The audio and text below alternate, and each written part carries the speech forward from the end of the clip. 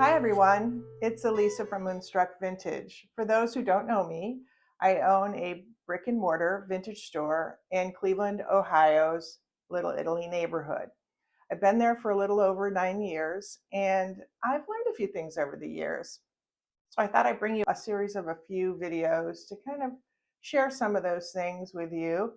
I don't pretend to know it all, but I've learned a few things over time and I'm happy to share them with anybody who might be interested. So today's topic is what happens if your items don't sell? What can you do about it? I'm going to give you 6 steps in terms of what you can do with those vintage items. And that's what we'll talk about specifically today is vintage or pre-owned. I just think there are some things you can try before you just toss it all off as a mistake. Because very often, most things sell eventually. It's just a matter of how long do you want to hold on to that item, manage it, keep it clean, store it, categorize it, inventory it, etc. I'd rather see things move pretty rapidly through the store, but sometimes that doesn't happen. On occasion, we make choices and other people just aren't interested, or we haven't found the correct market. And very often that is what the case is. Because, when we talk about our clientele and our market that we serve, that exact right person might not be there to buy that item. So let's talk about some things that we can do to help us move those products through our store quickly. I'm going to be looking down a little bit and checking in on my notes, but please bear with me. So in most cases, vintage items are what we would refer to as long tail items that are for sale. So they could sit for a while because they are unique, one of a kind, and some kinds kind of odd or unusual. So we're looking for that exact right person. In my store, I refer to that as the Cinderella moment, when that perfect item is matched up with the perfect buyer. That doesn't always happen, or it doesn't always happen quickly. So the first thing you want to do is you want to look at those items in your store that have been there a little while. Now, this little while can kind of be different for everybody. I tend to like to see things move in 6 months to a year. Actually, I'd like to see things move much quicker than that, but if they haven't moved in that time period, then I'm willing to look at it and reevaluate it and think, well, maybe that was just my preference and not something somebody else is looking for. So first of all, evaluate the item. Is it in demand? Is it out of style? And with vintage, there are trends, so you have to keep an eye on the trends. And or is it priced too high? Can we display it better? Are we not showing how it can be used? Is it in a part of the store that's not readily accessible or doesn't draw people to it? And for example, can we display it a little bit better, giving people an idea of how it can be used? I think of a time when I sold some vintage pool table balls, and they were basically just sitting in a bag. Most people aren't looking for new pool table balls, but when I put them in a bowl, a really nice wooden bowl, as a display piece, it now became decor, and it could be perfect for somebody's library, study, playroom, etc. You also want to make sure and keep an eye on condition for these items, because unfortunately, when you have a brick and mortar store, items do get a little manhandled at times. So even though you're very careful about making sure those items are cleaned, repaired, and look appropriate for your store, on occasion, things do get damaged. It's just the nature of the beast. It's no one's fault. Typically, it's not intentional. I think of a situation where someone tried on this beautiful 1940s nightgown, absolutely stunning. And when she tried it on, she had bright red lipstick on, and she just marked the front of that nightgown with her makeup. Again, it wasn't intentional, but you just need to keep an eye on things. Are they in the best condition, or is there a reason why those things aren't moving because of the condition around them? They just suffer from wear and tear, and you just can't help it. It's just part of doing business.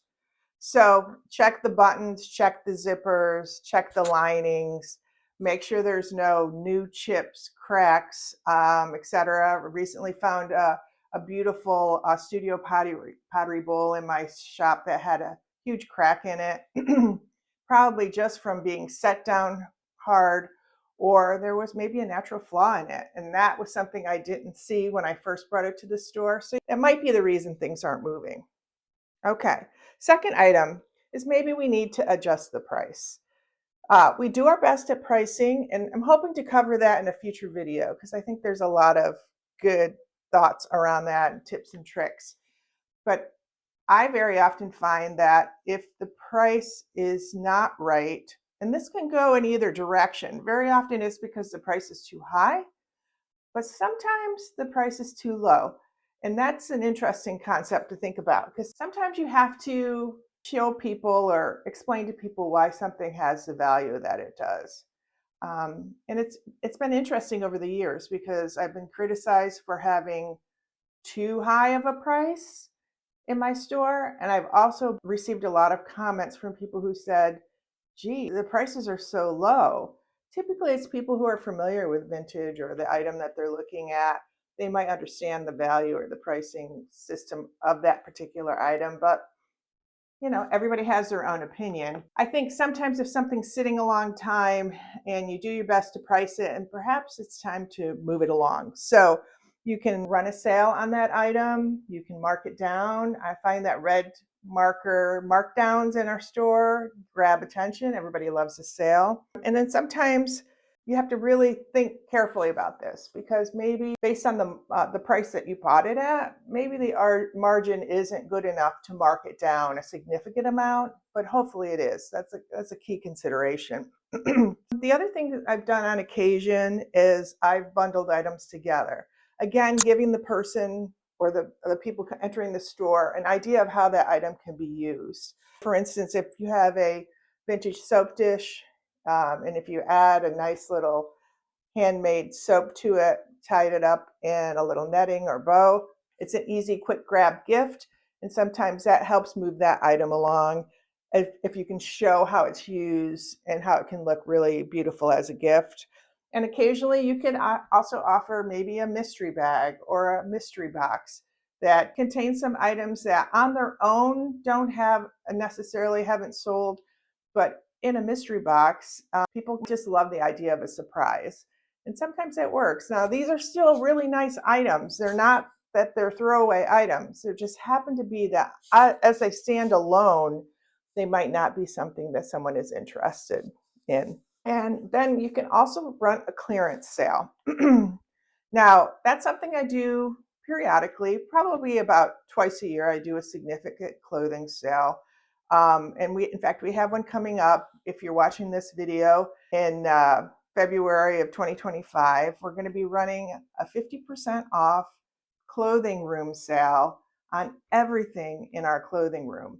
So that starts on February 8th and runs through the 9th. It's something we've never done before. It's causing a little anxiety in me because that's a huge sale on items that we normally have no problem selling. But we have some plans about redoing that back room and kind of sprucing things up, doing some painting and other construction. So the idea behind the sale is to clear out the room a little bit so it's easier to move racks around and have some room to work.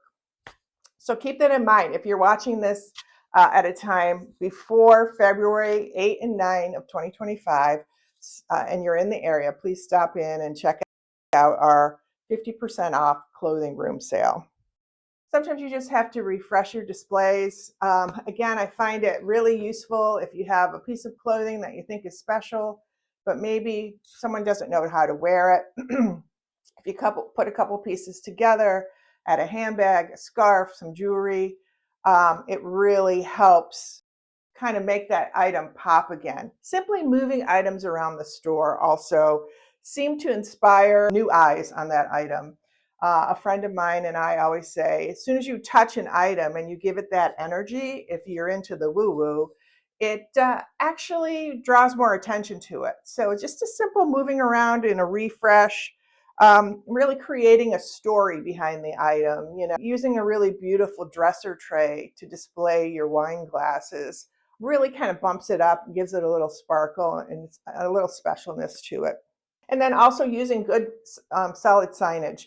I find that most people who come in my shop, or many people, let's say, are very curious about the history of the item and what it's used for, where it came from, where did I find it. So I find that sometimes if I have something really unique, like this past year I had a set of absolutely gorgeous mid-century modern Barbie dollhouse furniture.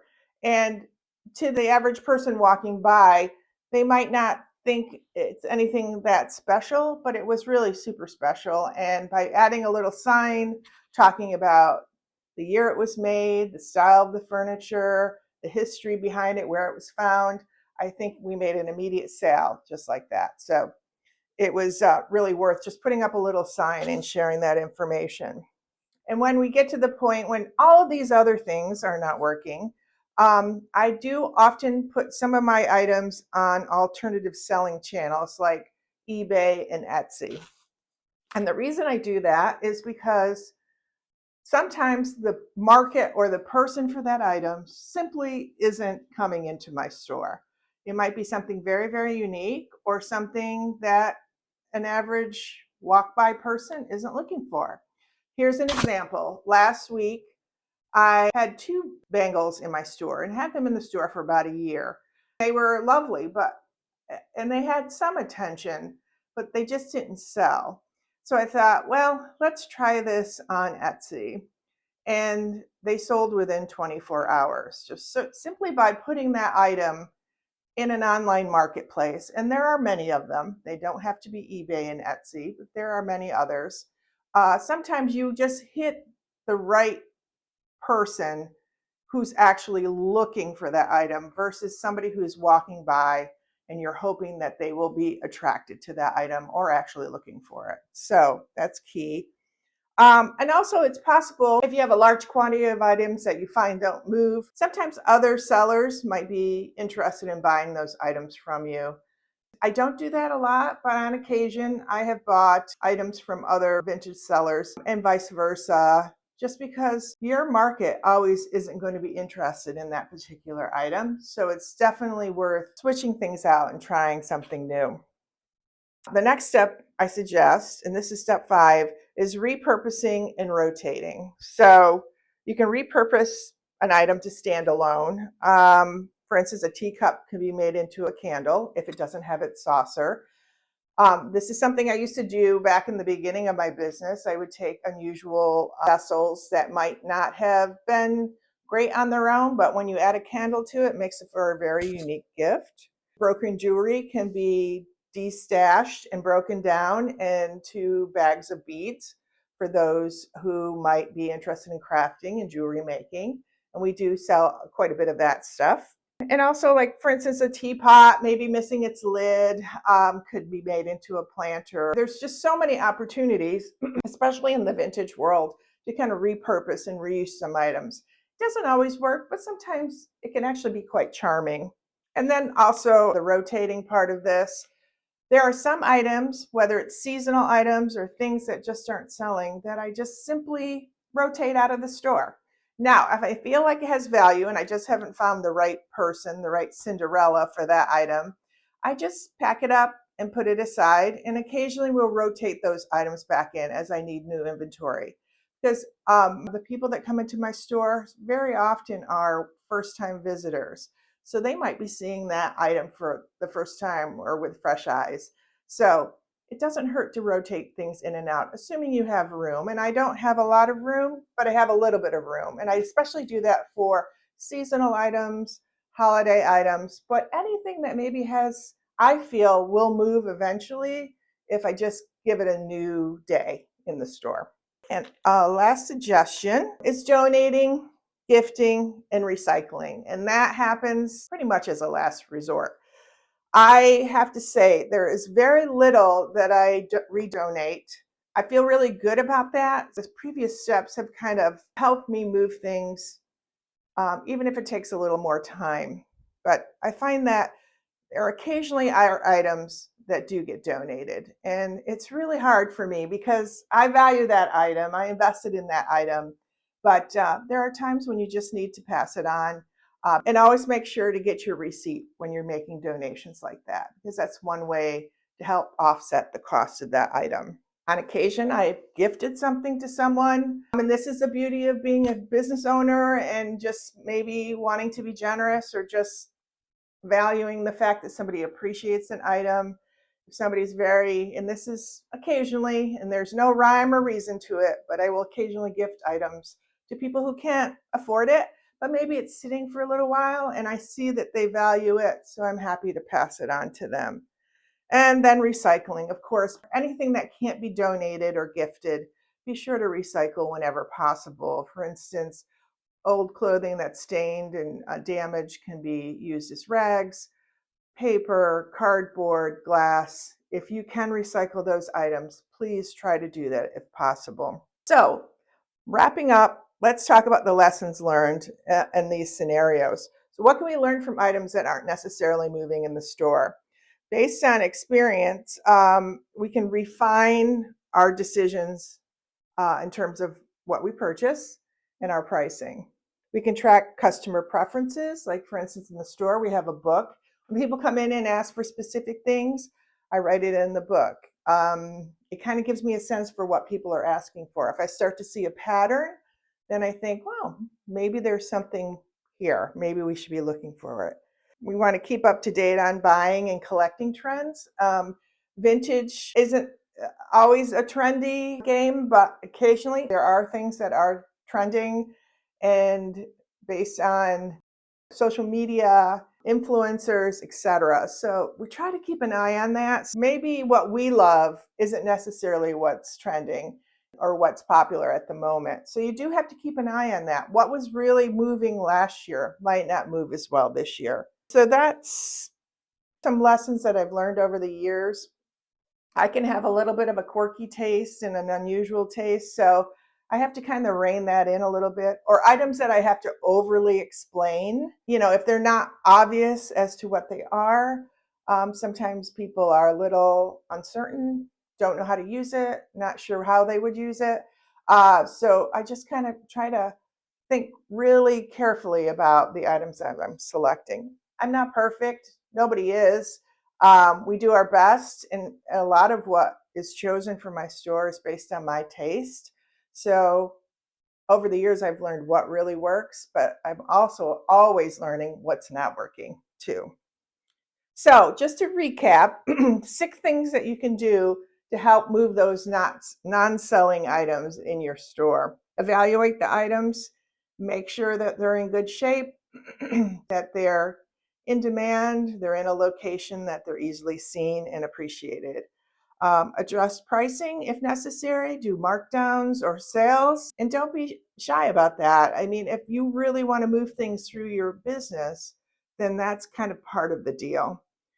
Refresh your displays, make sure that you're showing how these items can be used and show them in their best light. Alternate selling channels. Possibly if an item is not moving in the store and it's something that might have a specific market or you need a bigger audience, try an online selling platform or maybe somebody local who collects that particular item. Reach out to them. And repurposing and rotating. Take that item, make it into something new and special, or just simply rotate it out for a month or two and then bring it back and see if it has new eyes on it. And then the final step, and probably the last step that I would take and probably try to avoid at all costs, is donating, gifting, and recycling. So some things just go back to donation or recycling, and that's just the nature of the cycle of vintage. So I appreciate your time. Those are all the tips I have. If you have others, please feel free to share them below. And if you wouldn't mind, please like, comment, and subscribe to my channel, because I'm trying to build the channel here a little bit, and I'd love for you to follow along. Thanks for being patient with me. I'm still learning this particular genre, so I have a lot of ways to go. But for anybody watching, thank you. Bye.